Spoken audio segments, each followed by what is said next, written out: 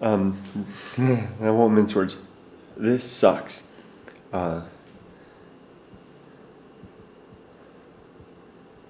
know that guy. He lives in the, see this guy right down there? Right there, one end, he lives in the woods. Right there, he's going to use the dumpster to put his stuff in. And he lives in the place down there. And that's not what sucks. I mean, that sucks. Now that sucks. You know, it's a strange thing. You know, I always strive.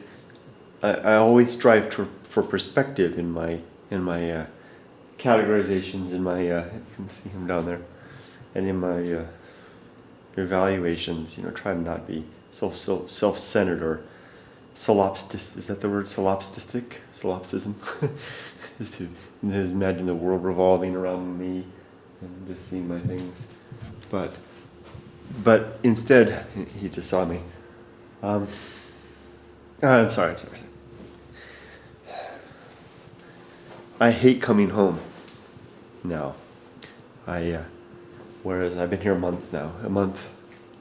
Tomorrow will be a month in the States. Whereas 5 weeks ago, I loved coming home. Coming home, walking home was the best part of the day. Well, not quite as good as getting home. And for those of you who are single or who have never had a companion or once had and have lost it, I'm sorry if you're like I am now, alone. But I'm just going to go ahead and share the beautiful thing, and then to try and give you guys a perspective on the challenge now. You know, when I would come home after work, maybe I've told this story before. I come home, I have that 15-20 minute walk home, and I stop at 7-Eleven and I get 2 beers, one tall, one small, and then I come home and open the door. And our home is a very traditional domestic home, the home I share with my wife and my daughter. You know, I do the lion's share of the work. I bring the lion's share of the money into the house. My wife does have a job, but for the most part, she takes care of all domestic things. And this is out of arrangement and design on our part. So I come home and it's very much like the Ozzie and Harriet thing. I open the door and I can smell the smell of cooking in most cases. My wife's busy in the kitchen making up some delicious Japanese food. And if you're not familiar with the food that's actually eaten in Japan, it's very different from the food that's actually consumed in a Japanese restaurant. I have no interest in going to a Japanese restaurant here in the States because I know that it's not at all the type of food that I enjoy at home. I want things like various types of nabe dishes, udon, hoto, the various types of unique, I don't even know what they're called, all the different things that my wife makes. And I can have the smell, and I love all of them. They're so good. And so she would be cooking. I would come home and open the little sliding thing, gotta open up, and Yumiko's in there stirring the pot. And I would walk over and I would say, Tadaima, they say, Okaidi. Emily would ignore me. And I'd go over and put one beer in the refrigerator, one in the freezer to cool it down even more. And I would come over and check on what Emily was doing, her homework at the table. And then I would go take a shower and dress into my casual clothes and then come out. And I have my chair, and my daughter and my wife have a sofa that they share. And I would pop open a beer, put my laptop on my lap, and you check a few email. Emily does her homework, and Yumiko finishes her cooking. Chat a little bit with my family. I get up, walk around a little bit, and before long, dinner is served. Sometimes coincidental with my coming from the shower, and we'd sit together, the three of us, in our little cozy, tiny little spot, and warm and safe. I always loved locking the door, locking all the other latches around the house, and knowing that my family was cozy and safe from the outside.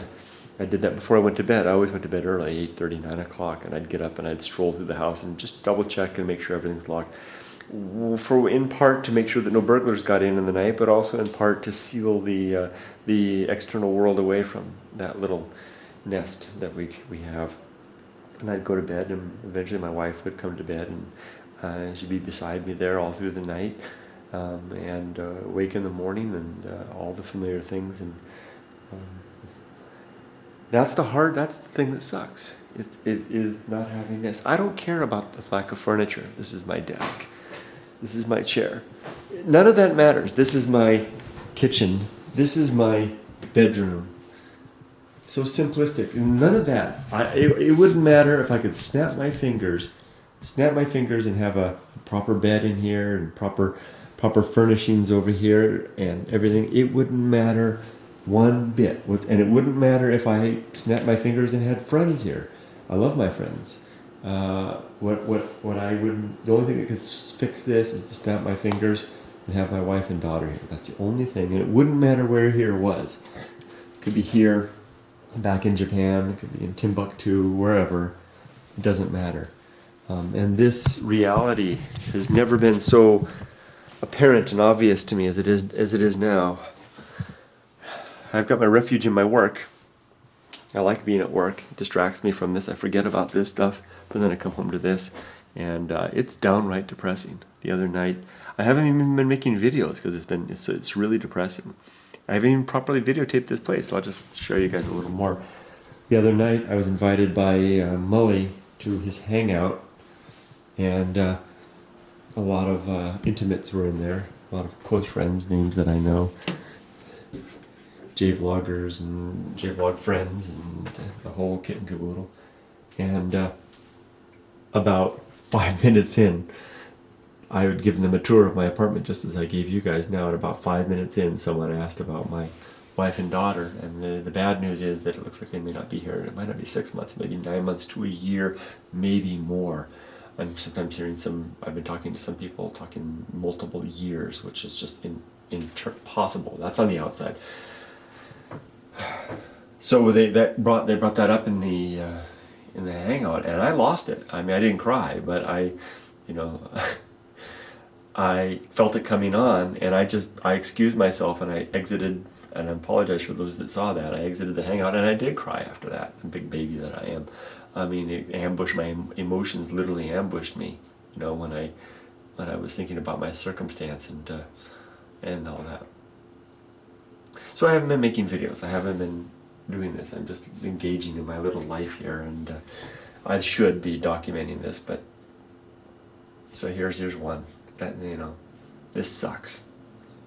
I'm not looking for a tip, as always. I'm not looking for answers. I'm not looking for solutions. I'm not looking for tips, suggestions. I don't want anybody to donate a bed or come over and hold my hand and spend time with me, or to suggest Skype or anything like that. I appreciate your suggestions, but I'm not asking for it. I'm just laying out the flat facts for two reasons. One, to record this as like you guys know, like it's like a journal in a way, a video journal, and also as a word of caution for others. I know that there are friends of mine back in Japan who are contemplating a similar thing, and I would like to warn you guys: be wary, especially if you've had. I'll spend a lot of your time with your your significant other, and for me it's 25 years together, 20 years marriage, married very few nights apart.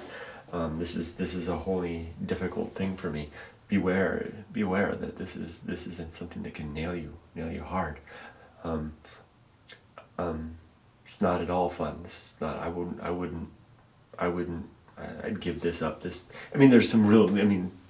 Any man, I think, or any woman probably would see some fun stuff about having the single life. I'm living in a bachelor life. I can eat bean burritos every night of the week if I want to, with my refried beans in there, and I've got more beer in my fridge right now than I ever have. I can have as many as I want. I don't care about that stuff. Who gives a damn? I wanna hear my daughter say, "Welcome home," and kiss from my wife, and sit together and hear about the day and eat the food and lock the doors and go to bed. Yeah. Together. Okay, but that said, there's a man that was just here a moment ago who is now, I spoke with him the other day. I was down in his part of the woods, literally, and he came out to ask me. He wanted to know if I was buying the property, because I was dressed real nice for work, because I was waiting for my brother to pick me up, and I walked into the woods. And he's down there now in the woods, all alone, with no running water, heat, no internet, no connections. He's a well-spoken man. Seemed, composes thoughts well. It doesn't, so now that is a whole nother level. I thought about what I could do for him. Lyle says that he's been here for years and years.